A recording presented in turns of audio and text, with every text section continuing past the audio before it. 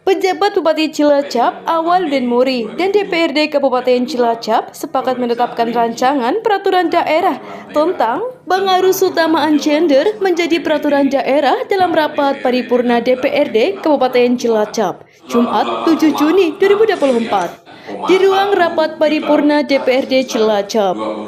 Intinya kita bahwa Cilacap ini menjadi daerah yang tidak membeda-bedakan baik itu jenis kelamin, ras, golongan dan sebagainya.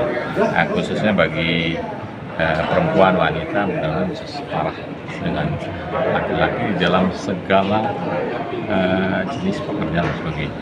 Intinya itu kesetaraan antara laki-laki dan perempuan juga tidak membeda-bedakan.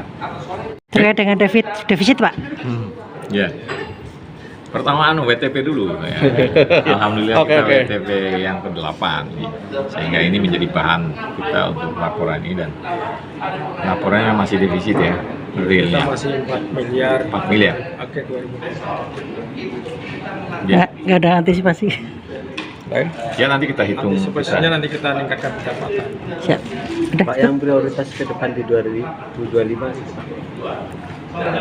Kita lagi menyusun juga ya, menyusun APBD-nya ya. Iya. Ya, masih melanjutkan. Nah, karena ini kan transisi ya.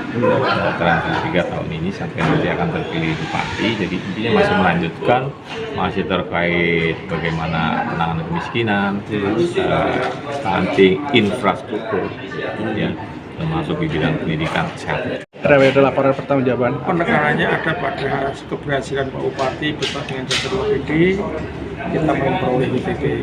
Kemudian pengajian tentang LKPD yang sudah ada.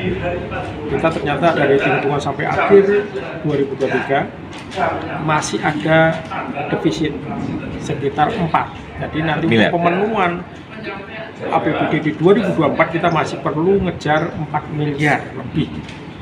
Moga-moga nanti tercukupi karena Pak Bupati sudah menyingsingkan lengan baju untuk ngejar itu. Ya, gini gitu saja ya. Moga-moga tercukupi sampai akhir sehingga program kegiatan terlaksana semua. Berarti PR jadi pas Bupati besok ya Pak?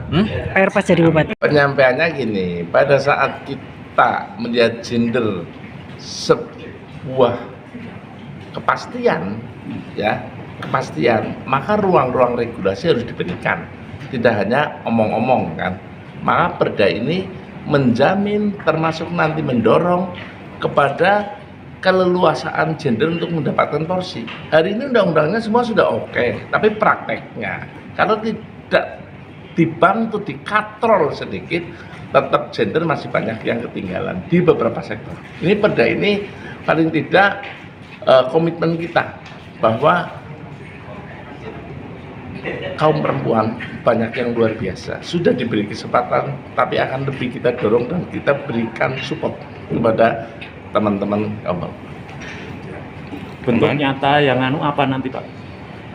Bentuk nyatanya paling tidak nanti ada beberapa ini kan langsung ya, ini perda payung hukum. Pada saat payung hukum ini dibuat, payung ini ditetapkan, maka di situ ruang-ruang kebijakan terhadap anggaran ya, terhadap anggaran pemerintah kabupaten ini sudah ada ruangnya, sudah ada payungnya ya, sudah ada dorongannya. Jadi tidak hanya sekedar ayo kita berikan keleluasaan pada teman-teman gender yang kaum perempuan, enggak gitu, tapi ada payung mendorong ya, karena ini yang namanya perda wajibnya dilaksanakan paling lambat 1 tahun sejak ditetapkan. Jadi kalau sekarang ditetapkan, paling tidak ada perubahan anggaran yang bisa untuk mendorong. Paling tidak ada bisa, kalau itu menjadi revisi RKPD bisa saja, kalau itu menjadi kebutuhan. Sekali lagi peran serta masyarakat Kabupaten Cilacap tanpa memandang. Pak, terkait defisit Pak? Gimana? Defisit nanti kita hitung ya, karena baru disampaikan oleh Bupati ya. Tadi kan ada kalau defisit itu memang ruangnya diberikan, tapi defisit itu juga tidak boleh nanti ngoyo-woro ya. Ini kan LPJ untuk 2023 ya. Nah ini silpanya bisa nggak untuk menutup defisitnya, gitu kan? Nah nanti akan kita lihat, karena itu baru penyampaian. Apakah segitu? Apakah ternyata ada perhitungan yang keliru? Nanti Badan Anggaran akan membahas itu. Jadi kalau hari ini saya langsung menyampaikan soal itu benar Pak, keliru belum bisa ya, karena baru disampaikan tadi. Nanti kita bakal akan bahas dan teman-teman media nanti kita libatkan ya, supaya neraca ini diawasi bersama-sama, supaya nanti hal-hal yang kurang konstruktif bisa ditahan, karena ini LPG bukan hanya soal silpa saja, tapi ini perda. Supaya apa? Perda ini begitu diikat. Kalau di sana ada yang tidak bisa diserap, tapi karena kekeliruan perencanaan, tidak boleh diulang di perencanaan untuk 2025.